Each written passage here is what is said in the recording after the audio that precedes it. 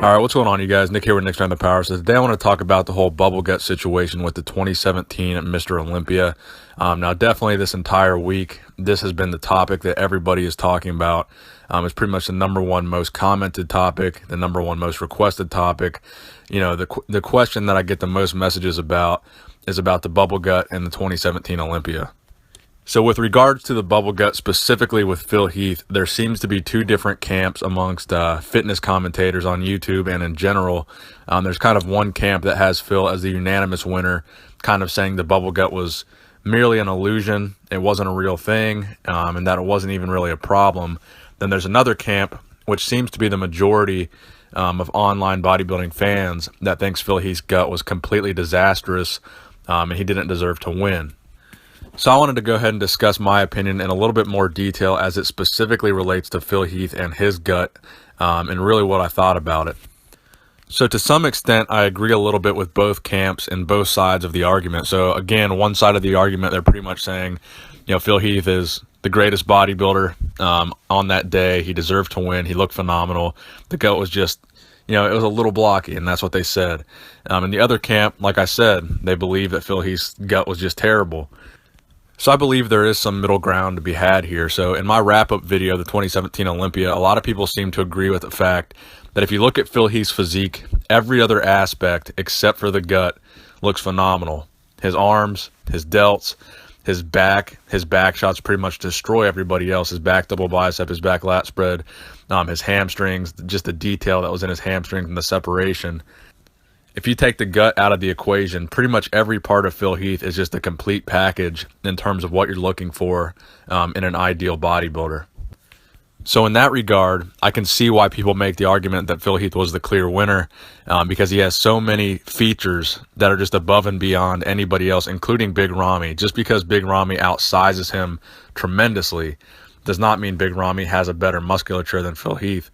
One of the things that I noticed particularly was Big Ramy's quad separation from the front. There's just not a whole lot of detail there. I mean, his quads were massive. Obviously, they always are. But the separation from the front, Phil Heath still had better separation. If you look at overall density and detail from the back, I think Phil Heath's back double bicep and back lat spread definitely defeat Ramy's. Now, again, Ramy has the size, Ramy has the width, but that is not all that is considered in bodybuilding. So then when we turn it around to the front poses, that's where we see Phil Heath start to struggle a little bit. And this is where I agree with the other side of the camp that says Phil Heath's gut was a disaster and maybe might have cost him the Olympia. So when he starts hitting shots like the front double bicep, the front lat spread next to Big Ramy, even though Phil still has that detail in his quads, he has that detail in his upper body, he has that crazy round fullness to his pecs, to his arms, to his delts. Louis Marco put it a very good way. He said all these body parts are connected to the gut, and the gut kind of links it all together. So in those shots, the gut definitely compromises a lot of those front shots and makes him look worse compared to Ramy.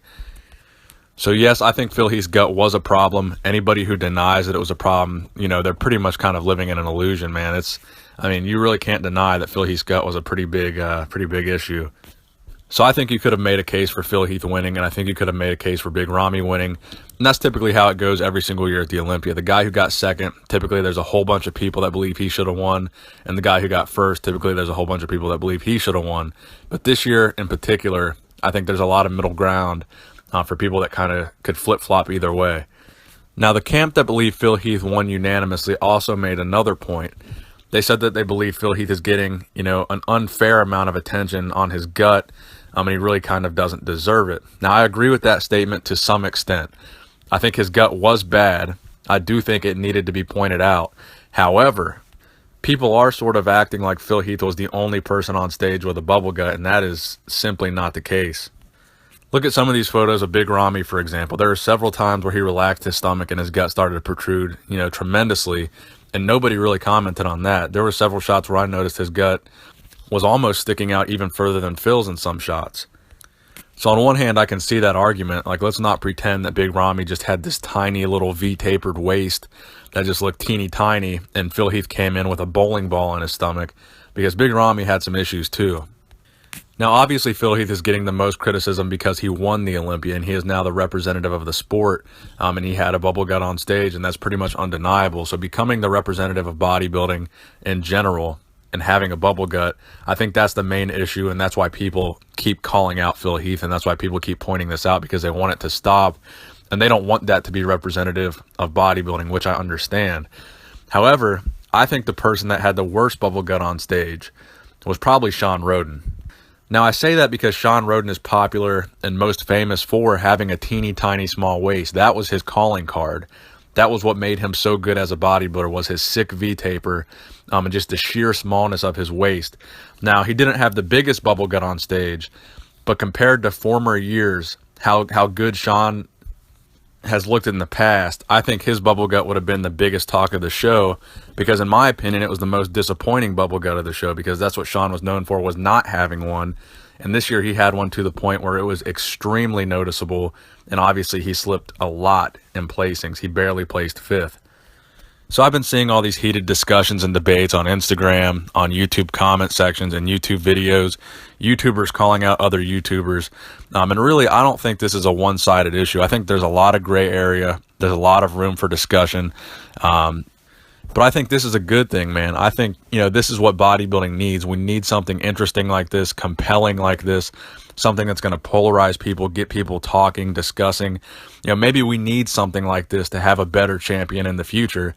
If people don't like that this is the ideal now, and they have the opportunity to discuss it in an open forum publicly, maybe their opinion will, give wind to a new champion. My opinion is that all this commentary is great. It's good to have RX Muscle. It's good to have Louis Marco. It's good to have me. It's good to have even Generation Iron. Because the reality is we need people with different opinions so people can have these conversations, discussions, debates. We need people to have these, these conversations. If we just had one YouTube channel putting out one opinion and no one disagreed with them, that wouldn't be interesting at all. We need different YouTubers with different opinions. I think they all serve their purpose and they all serve a function. So people hate on Dave Palumbo for pushing Phil Heath, and people say he was brown-nosing to the IFBB by supporting their opinion. Then people hated on Louis Marco for saying he was too hard on Phil and he was hating on Phil. But really, I think we need two different sides of the story, two different sides of the coin, two different things to look at.